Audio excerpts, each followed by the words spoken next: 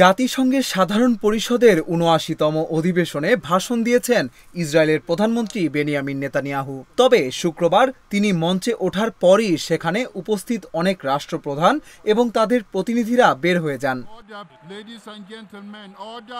বার্তা সংস্থা রয়টার্স বলছে, প্রথমে তুরস্কের স্থায়ী দূত অধিবেশন কক্ষ থেকে বের হয়ে যান। এরপর একে একে তার পেছনে অন্যরাও বের হয়ে যেতে শুরু করেন। এ সময় পাকিস্তানের প্রধানমন্ত্রী শেহবাজ শরীফের নেতৃত্বাধীন প্রতিনিধি দলও সভাস্থল ত্যাগ করে। এরপর ইরান ও আরব অঞ্চলের কয়েকটি দেশ এবং আফ্রিকা অঞ্চলের কয়েকটি দেশের প্রতিনিধিরা সভাস্থল ছেড়ে চলে যান।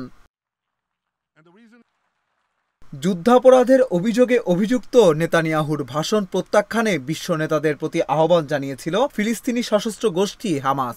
এক বিবৃতিতে গোষ্ঠীটি বলেছে, নেতানিয়াহু ৪১,০০০ ফিলিস্তিনিকে হত্যা করেছেন।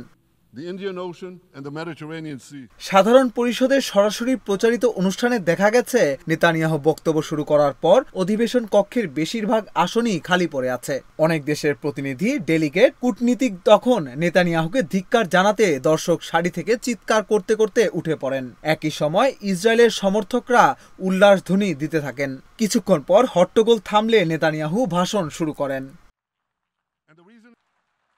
নেতানিয়াহু প্রায় আধা ঘন্টা কথা বলেন। তবে তার ভাষণকালে ইসরায়েলের সমর্থকরা ক্ষণে ক্ষণে হর্ষধ্বনি ও হাততালি দিচ্ছিলেন। ওই সময় তিনি হামাস ও হিজবুল্লাহকে নিয়ে আলোচনা করেন। নেতানিয়াহু বলেন, যত দিন পর্যন্ত তাদের লক্ষ্য অর্জন না করবেন ততদিন যুদ্ধ অব্যাহত রাখবেন।